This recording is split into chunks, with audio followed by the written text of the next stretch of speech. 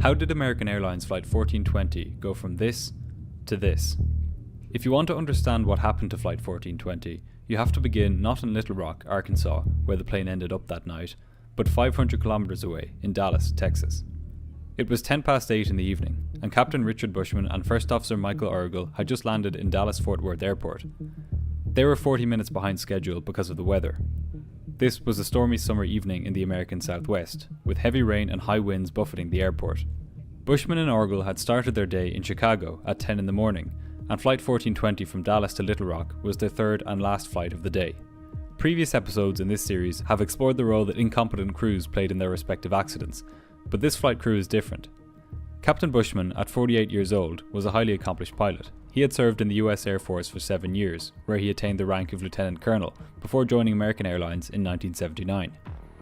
Buschmann had a spotless training record with American Airlines and had built up over 10,000 flying hours by the time of the accident.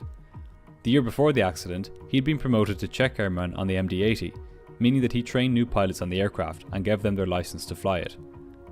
6 months before the accident, he'd been further promoted to chief pilot at American Airlines Chicago base. According to interviews with the base manager, he had been selected for this position due to his flying background, company achievements, and leadership skills. This base manager had said that he was, quote, extremely comfortable flying with the captain, and that the captain had a great deal of common sense. The first officer, who had flown with the captain on the day of the accident, said that he was, quote, a knowledgeable pilot who was not intimidating. First Officer Origel was also an above average pilot. He was 35 years old and had just been hired by American Airlines in January of that year. Before this, he'd been a corporate pilot for 6 years, flying the Learjet and other aircraft. He had also been the director of operations and the chief pilot for an air charter company, and was a flight instructor as well. Like the captain, his career began in the military, in his case the US Navy, which is where he had completed his primary flight training. A captain who had flown with the first officer the month before the crash had described him as, quote, an above average new hire who was very competent and knowledgeable. It's important to keep the pilot's experience in mind, as over the next few minutes we'll see them make a series of increasingly grave mistakes which will end up killing a number of people on board. But for now, back to Dallas. The pilots made their way to the departure gate for Flight 1420. The flight was already delayed by 30 minutes at that point, with a new estimated departure time of 9 PM. This time came and went, and the first officer warned American Airlines Dispatch that they would need to depart by 11:15 at the latest, or they would be exceeding their maximum allowed duty time of 14 hours. He then telephoned the dispatcher and suggested that he either get another aircraft for the flight or cancel it. Sometime after this, the dispatcher found a plane to substitute in for the original one, and the 6 crew and 139 passengers started boarding. The aircraft being used for this flight was a 17-year-old McDonnell Douglas MD-82. American Airlines had a vast fleet of about 300 of these aircraft at the time, and was the world's largest operator of the MD-82. In fact, at one point, they made up literally half of the airline's fleet, and 1/3 of the MD-80s ever produced. American used the MD-82 mainly on domestic routes, as it was cheap to operate as well as being safe and reliable. The pilots were eager to get to Little Rock. They had been working for more than 12 hours, and they were under pressure from the airline to get to their final destination of the day. To make matters worse, the weather was deteriorating, and the route to Little Rock was flanked by thunderstorms. This was not going to be an easy end to their day. Flight 1420 eventually departed Dallas over 2 hours behind schedule. At about 5 minutes to 11, as the aircraft was en route, the flight dispatcher sent the crew a message suggesting that they hurry up as much as possible in order to beat the thunderstorms which were now closing in on Little Rock. The crew were no doubt feeling the pressure, but the atmosphere in the cockpit was still calm and good-humoured. At one point, First Officer Origel said, "There's a moon out there, or a spaceship." To which Captain Buschmann replied, "Yeah, the mothership." At 11:05, Air Traffic Control broadcast a warning for severe thunderstorms around Little Rock Airport. Thunderstorms are no-go areas for aircraft. The combination of strong winds, extremely low temperatures, and heavy rain and hail have downed a number of aircraft over the years. The pilots pressed on towards Little Rock, getting increasingly concerned about the weather they would encounter in the coming minutes. At around 11:30, the pilots began their descent. When they contacted Little Rock Control Tower, the controller informed them that the thunderstorms were approaching the airport from the northwest, and that the winds at the airport were gusting as fast as 44 knots, or 50 miles an hour. First Officer Origel, who was handling the radios, replied that he and the captain could see the lightning. The controller told the pilots to expect a landing on runway 22 left, which faces southwest. Because the winds were at an angle to this runway, the captain and the first officer began discussing the crosswind speed limitation for a landing. Airlines have rules about how strong a crosswind can be before pilots have to abort their approach, and Buschmann and Origel knew that they were probably close to those limits. Captain Buschmann said that the crosswind limit was 30 knots, but then realised that this was the limit for dry runways, and that actually, the limit on wet runways was 20 knots. The first officer disagreed. He thought the limit was 25 knots. As it turned out, the captain was right. American Airlines' limit for landing the MD-80 on a wet runway was a 20-knot crosswind. This discussion was never fully settled, however, and the winds were already gusting way beyond that limit. At 20 minutes to 12, the controller cleared the flight to descend to 3,000 feet. He then asked the flight crew about the weather on the final approach to runway 22 left, stating that the black and white weather radar he had in the tower was much worse than the colour-coded display the pilots had on board. First Officer Origel responded that he could see the airport from where he was, and that the storm was further away than the controller thought. The controller offered the pilots a visual approach to the airport, meaning an approach where they could fly to the runway by sight. There were still intermittent clouds between the plane and the airport, however, and Origel told the controller that he'd rather be directed to the runway via compass headings. The storm was really beginning to pick up at this point. The controller alerted the pilots that he had received a wind shear warning for the airport. Wind shear is a dangerous phenomenon common in thunderstorms, where the wind rapidly changes direction over a short distance. It has caused planes to crash in the past, and is especially dangerous when aircraft are travelling low and slow, like on final approach. The pressure on the pilots was mounting. They were increasingly desperate to make it to the airport, but the conditions for a safe landing were looking less and less favourable. The controller then informed the crew that the wind had shifted, and was now blowing from the north. Captain Buschmann decided that it would be safer to land into the wind, and requested vectors for an approach onto runway 4 right, which was the same runway, but in the opposite direction. The controller directed the pilots to fly heading southwest so that they could line up for this new approach. Soon afterwards, Origel told the controller that he had the airport in sight, and the controller cleared the flight for a visual approach to runway 4 right. At 12:15, the plane was flying parallel to the runway, with Captain Buschmann resting to keep the aircraft on course in the fierce winds. First Officer Origel pointed the runway out to Buschmann on the right-hand side, but the captain couldn't see it. The controller then cleared the flight to land, and Buschmann said to the first officer, "See, we're losing it. I don't think we can maintain visual." Origel informed the control tower that a cloud had come between the airport and the plane, and that they would need radar vectors. The controller gave the pilots a heading of 220, roughly southwest, and instructed them to descend to 2,300 feet. The captain was becoming increasingly uncomfortable with the weather conditions. At one point he said to the first officer, "I hate droning around visual at night in weather without having some clue where I am." Origel responded, "Yeah, but the longer we go out here," and Buschmann said, "Yeah, I know." Both pilots were now hyper-focused on making it to their destination. They appeared unwilling to consider diverting to one of their alternate airports. The wind was buffeting the plane from side to side, and as they flew through an intense downpour, Captain Buschmann said, "Oh, we're going right into this." At that same moment, the controller told the pilots that there was heavy rain at the airport, and that the visibility on the runway was less than 3,000 feet. Pressure was truly starting to build up at this point. The controller told the pilots that the wind was coming from 350 degrees, roughly north, at 30 knots, gusting to 45 knots, and First Officer Origel read back this information incorrectly, saying that the winds were 030 degrees at 45 knots. Either way, the winds were far beyond the crosswind limitations, yet this either didn't occur to the pilots under their heavy workload, or it did, but they disregarded it. The captain instead focused on another part of the controller's weather report, saying, 3,000 RVR, we can't land on that. 4 seconds later, perhaps after checking his charts, Origel responded that the visibility limitation for landing on runway 4 right was 2,400 feet, not 3,000. The captain continued the approach. The crew seemed hell-bent on making it to the runway, despite numerous signs that they should abandon the approach. These signs would become even more glaring over the next few minutes. At last, the aircraft was lined up at the runway. The pilots lowered the landing gear and turned on the lights.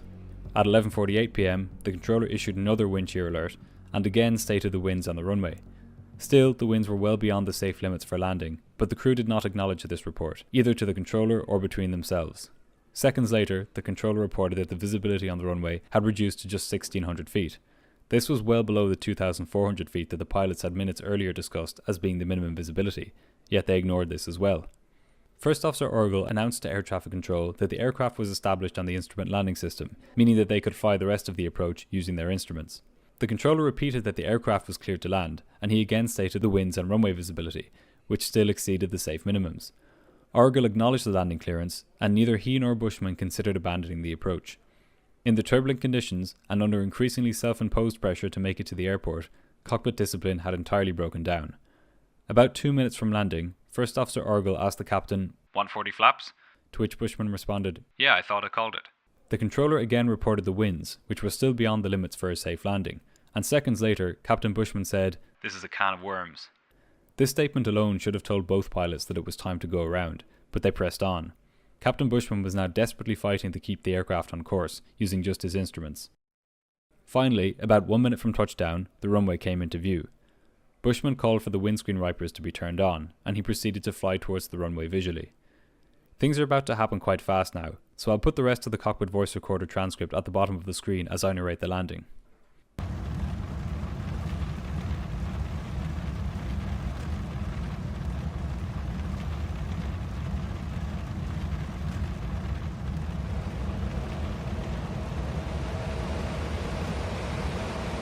The aircraft hit the runway hard and began sliding almost sideways.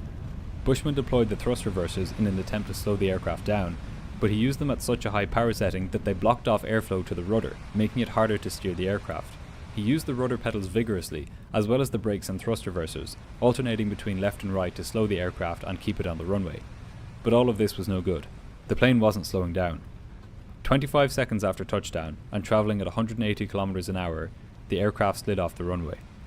Seconds later, it slammed into the metal pier supporting the approach lighting system for runway 22 right. This pierced the cockpit and tore away the left side of the fuselage along the first class section, instantly killing Captain Buschmann and 2 passengers. The plane then broke into 3 pieces and came to rest on the grass. As soon as the aircraft had come to a stop, a fire broke out in the rear section of the aircraft, where most of the passengers were located. This sent a wall of smoke through the fuselage, and while most passengers were able to evacuate through the overwing exits and the holes in the fuselage, 4 people were unable to get out in time and died due to smoke inhalation. In the cockpit, First Officer Origel had survived the crash, but his leg was broken in 3 places, and he was pinned in place by debris. He used his mobile phone to call American Airlines Operations Center to inform them of the crash, and then he called his wife, all before any rescuers had arrived on scene. It took firefighters almost 18 minutes to reach the plane, because the controller didn't initially specify which end of the runway the plane had crashed at. When they finally arrived, they found the passengers huddled in the rain near the flaming aircraft. They put out the fire in short order and rescued the remaining passengers from the aircraft, many of whom were badly injured. The first officer was the last person to be extracted from the plane, as it took an hour and a half to cut away the debris which had pinned him to his seat. He ultimately survived, along with most of the passengers.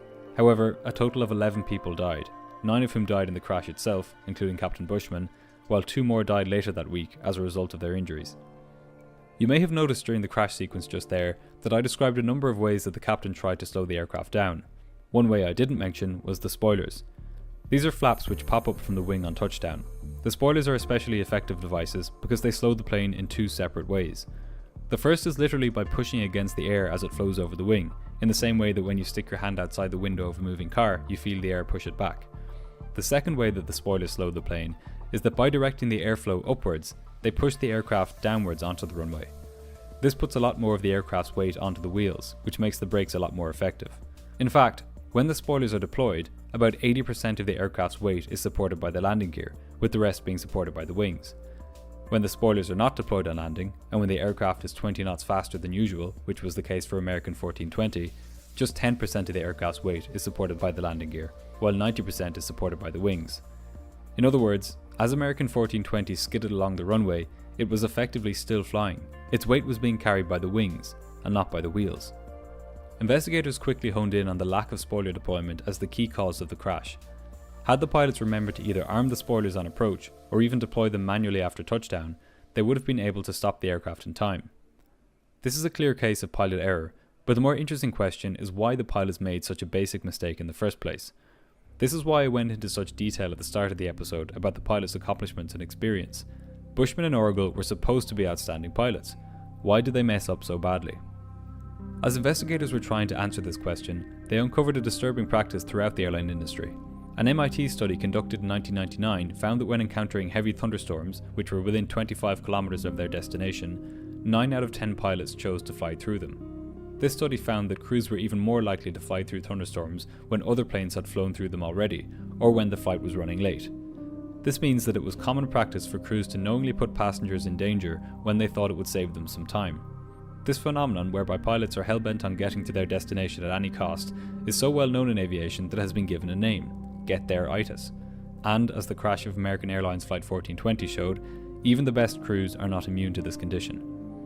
On top of this, the pilots of Flight 1420 were fatigued. They had been awake for over 16 hours as they began their final approach. Rather than being asleep in their beds, which they would have been if the flight had departed on time, they were running behind schedule, switching runways at the last minute, struggling to keep the aircraft on course and complete checklists as they battled heavy winds and rain in a highly stressful and dynamic environment. It was almost inevitable that they would forget something in these frenetic few minutes. This fatigue, combined with their extreme workload, meant that on numerous times during the approach, the pilots failed to acknowledge that both the visibility and the winds were way outside the limits for a safe landing. They missed items on checklists, including, crucially, arming the spoilers, and they used non-standard terminology. The calm and measured atmosphere of the cockpit, which had existed during the cruise phase, had gradually disintegrated as the pilots neared the airport, and had become increasingly chaotic and disorganized on final approach. The cockpit voice recorder transcript painted a picture of the flight crew which would have been unrecognizable to anybody looking at their records on paper. Such is the effect of this particular combination of fatigue, delays, stress from high workload, thunderstorms, and a bad dose of get-there-itis. As a result of this crash, American Airlines revised its training on approaches and landings in poor weather conditions. Crucially, it also updated its flight operations manual to make it clear that a go-around must be performed if the approach is not stabilized by the time the aircraft is 1,000 feet above the ground. The maximum duty time allowed for pilots has also been reduced, making errors due to fatigue less likely. The National Transportation Safety Board recommended that procedures be changed such that both pilots must verbally confirm on approach that the spoilers are armed, and again on landing that they have been deployed.